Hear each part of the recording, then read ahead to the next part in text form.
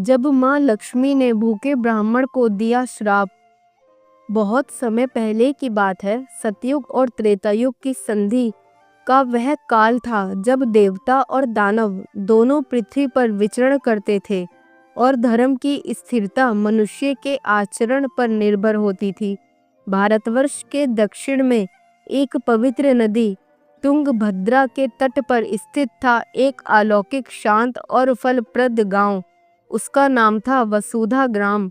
इस गांव में रहते थे एक दरिद्र लेकिन विद्वान ब्राह्मण जिनका नाम था गोपाल शर्मा। गोपाल साधारण नहीं थे। उनका जन्म एक ऋषिकुल में हुआ था और बाल्यकाल से ही वह वेद, पुराण, उपनिषद और देवी की उपासना में लीन रहते थे। उनका जीवन भले ही निर्धनता में बीत गया था, लेकिन उनके हृदय में भक्ति का महासागर लहरा रहा था। वह प्रतिदिन उषा बेला में उठते, नदी में स्नान करते और अपने झोपड़े के कोने में स्थापित देवी लक्ष्मी की मिट्टी की मूर्ति के समक्ष दीपक जलाकर कमल फूल अर्पित करते। वह वर्षों से देवी लक्ष्मी की आराधना कर रहे थे, किंतु उनके जीवन में कभी ऐश्वर्य की झलक भी नहीं आई। उनके वस्त्र फटे हुए होते, भोजन के नाम पर सूखी रोटियां और जल होता और वर्षा के दिनों में उनकी झोपड़ी टपकने लगती, किंतु उनके मुख पर कभी शिकन नहीं आती थी।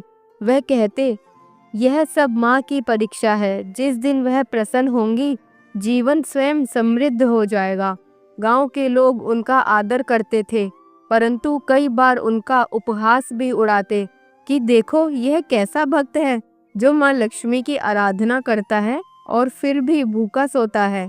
परंतु गोपाल मुस्कुरा कर कहते, माँ लक्ष्मी धन से नहीं, दर्शन से कृपा करती है।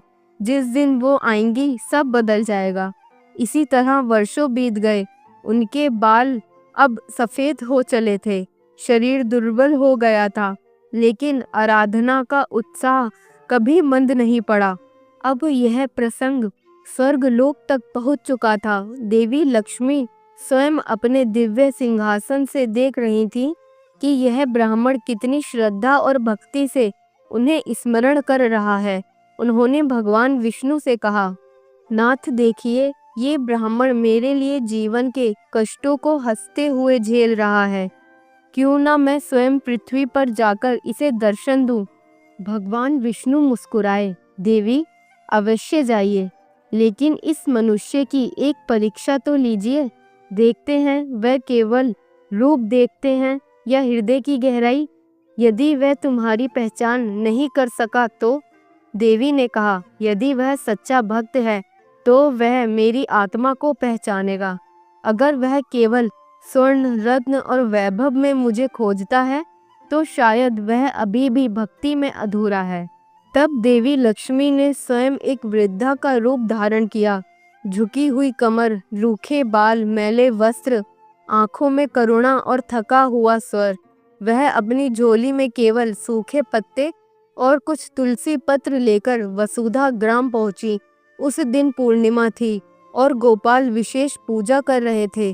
उन्होंने अपनी झोपड़ी के बाहर रंगोली बनाई थी, द्वार पर आम्र पत्र और तोरण लगाए थे और अपने पास बचे अंतिम चावल से खीर बनाकर माँ लक्ष्मी को भोग चढ़ाने की तैयारी की थी।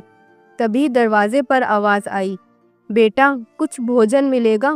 गोपाल बाहर निकले और देखा कि एक वृद्धा झुककर द्वार पर बैठी है। उसके वस्त्र गंदे हैं, शरीर दुर्बल है और हाथ कांप रहे हैं।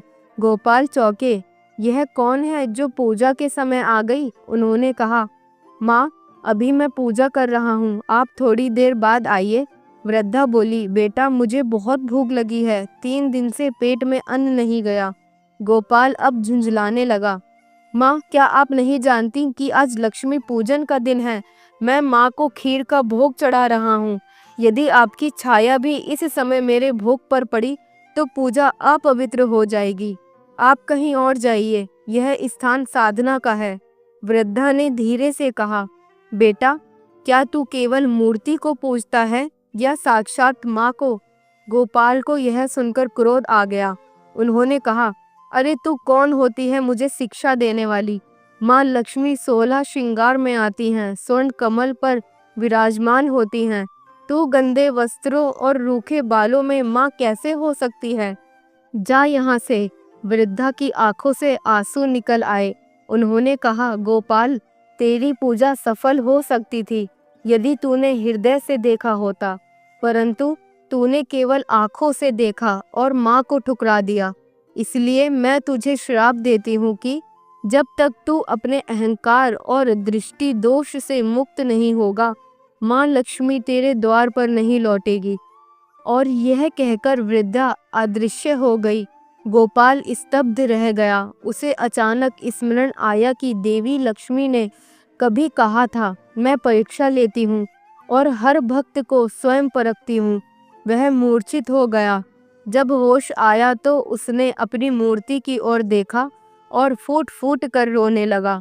माँ, मैंने आपको नहीं पहचाना, मैं पापी हूँ। मैंने आपके स्वरूप को रूप में बांध दिया। मैंने भक्ति को विधि बना दिया, प्रेम को त्याग दिया। माँ, मुझे क्षमा करो। उस रात वह भूखा ही लेट गया। तभी स्वप्न में वही वृद्धा प्रकट हुई, परंतु इस बार वह चंद्रवत मुख, स्वर्णमयी आभा और कमल नयन रूप में थी। देवी लक्ष्मी ने कहा, गोपाल, तुझे अब समझ आ गया है कि माँ केवल मूर्ति में नहीं, हर प्राणी में रहती है।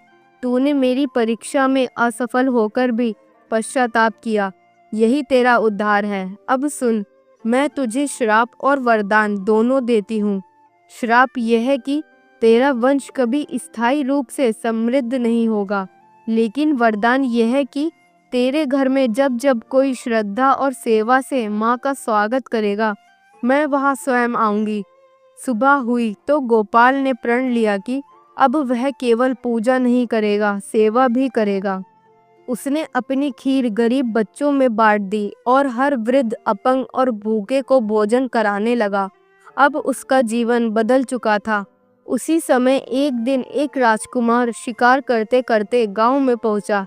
उसे एक सर्प ने डस लिया। जब सब वैद्य असफल हुए, तब किसी ने कहा, यहाँ एक ब्राह्मण है जो माँ लक्ष्मी का भक्त है, उसकी कृपा से सब ठीक हो सकता है। राजकुमार को गोपाल के पास लाया गया। गोपाल ने केवल माँ का स्मरण किया और ताम्र पात्र से जल छिड़का। आश्चर्यजनक रूप से राजकुमार स्वस्थ हो गया। जब राजा को यह ज्ञात हुआ तो उसने गोपाल को राज्य का पुरोहित बना दिया। अब वह महलों में रहता था, लेकिन वह वैसा ही विनम्र रहा जैसा झोपड़ी में था। अब वह दिन में दरबार में मंत्रणा देता और रात को मंदिर में भूखों को खाना खिलाता। उसके जीवन की सबसे बड़ी संपत्ति अब करुणा थी। वर्ष बीते और जब गोपाल बहुत वृद्ध हुआ, एक दिन उसने अपने शिष्यों को बुलाया और कहा, यदि माँ लक्ष्मी किसी दिन भिखारिणी बनकर द्वार पर आए तो उन्हें पहचान लेना। रूप नहीं, भाव देखना। जिस दिन तुम इस रहस्य को समझोगे, लक्ष्मी कभी तुम्हें छोड़ेगी नहीं। और उसी रात वह शांत हो गया। जब उसकी चिता जली तो आकाश से दिव्य पुष्प वर्षा हुई और गांव के लोगों ने देखा कि एक ज्योति आकाश में समा गई। कहते हैं वह देवी लक्ष्मी स्वयं थी जो गोपाल को लेने आई थी। यह कथा हमें सिखाती है कि देवी लक्ष्मी केवल सोने, चांदी, रत्न और वैभव में नहीं आती, वह भूखे की थाली में, वृद्ध की आंखों में, सेवा के हाथों में और पश्चाताप के आंसुओं में आती हैं। भक्ति यदि रूप तक सीमित हो जाए तो वह पूजा नहीं, दिखावा बन जाती है, परंतु जब भक्ति करुणा बन जाए, सेवा बन जाए, नम्रता बन जाए, तब स्वयं माँ लक्ष्मी द्वार पर आ जाती हैं। दोस्तों, अगर ये कहानी आपके दिल को छू गई हो तो कृपया इसे लाइक करें। ऐसी ही आध्यात्मिक और ज्ञानवर्धक कहानियों के लिए चैनल को सब्सक्राइब ज़रूर करें। इस वीडियो को अपने दोस्तों और परिवार के साथ शेयर करें ताकि माँ लक्ष्मी की कृपा आप पर बनी रहे। कमेंट में लिखें जय माँ लक्ष्मी अगर आप भी माँ के हर रूप को सम्मान देना चाहते हैं और माँ की कृपा अपने ऊपर चाहते हैं। बेल आइकन दबाना ना भूलें ताकि कोई भी दिव्य कहानी आपसे छूट ना जाए। जय माँ लक्ष्मी। हर हर महादेव।